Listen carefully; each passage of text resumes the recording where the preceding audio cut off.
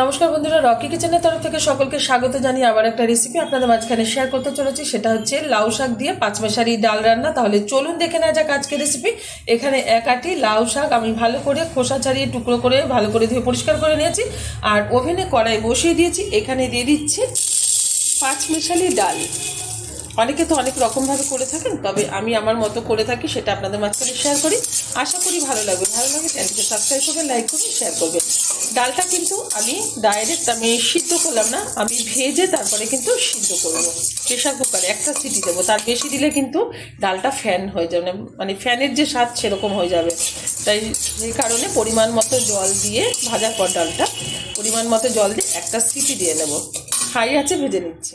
High আছে কিন্তু ডালটা খুব সুন্দরভাবে ভেজে নিয়েছে। এই যে ডালটার যে ভাজা হয়েছে তার একটা খুব সুন্দর ফ্লেভার বেরিয়েছে। এখন একটা নামিয়ে ঢেলে দেবো। প্রেশার কুকারে পরিমাণ মতো জল দিয়ে একটা সিটি দিয়ে সিদ্ধ করে নেওয়ার পর কী করে আমি এই ডালটা রান্না করছি সেটা আপনাদের মাঝখানে শেয়ার করবো। লাউ শাকের ডালটা কিন্তু এবার সোমবার দিয়ে নেবো, তার জন্য ওভেনে কড়াই বসিয়ে দিয়ে দিচ্ছি বেশ কিছুটা পরিমাণে সাদা তেল। তেলটা গরম হয়ে গেছে, তেলের মধ্যে দিয়ে দিচ্ছি দুটো শুকনো লঙ্কা, দুটো তেজপাতা, কিছুটা গোটা জিরে ফোড়ন।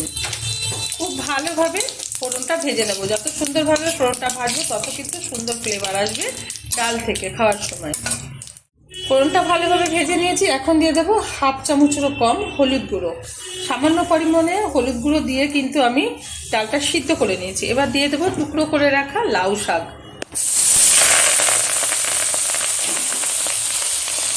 একটু নাড়িয়ে নেব।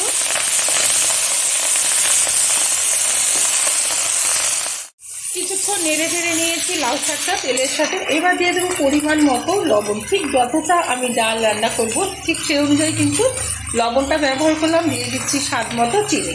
যেহেতু শাক আছে সেই কারণে কিন্তু ডালটা চিনিটা না দিলে পাঞ্চে পাঞ্চে ভাব আসবে, সেই কারণে কিন্তু আমি হালকা একটু চিনি ব্যবহার করলাম। মিষ্টিটা যাদের অপছন্দ তারা ব্যবহার করবেন না। এবার নাড়িয়ে নিচ্ছি।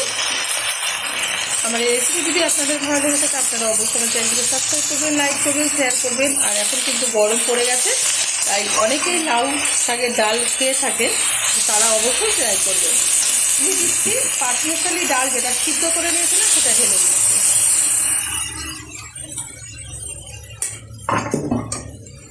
এবার হাই আছে 2 থেকে 3 মিনিট মতো আমি ফুটিয়ে নেব। ডাল যত সুন্দরভাবে ফোটানো হবে ততই কিন্তু টেস্টফুল হবে।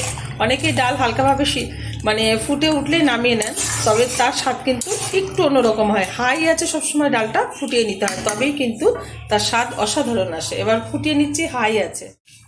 ডালটা কিন্তু হয়ে গেছে খুব সুন্দরভাবে, কিন্তু যে লাউ ডাঁটাগুলো সিদ্ধ হয়ে গেছে। এরকম অবস্থাতে নামিয়ে গরম গরম ভাতের সাথে সার্ভ করবো। সাথে থাকবে বেগুন ভাজা। আপনারা অবশ্যই ট্রাই করবেন, আশা করি ভালো লাগবে। দেখা হবে পরের ভিডিওতে নতুন কোনো রেসিপি নিয়ে। ধন্যবাদ।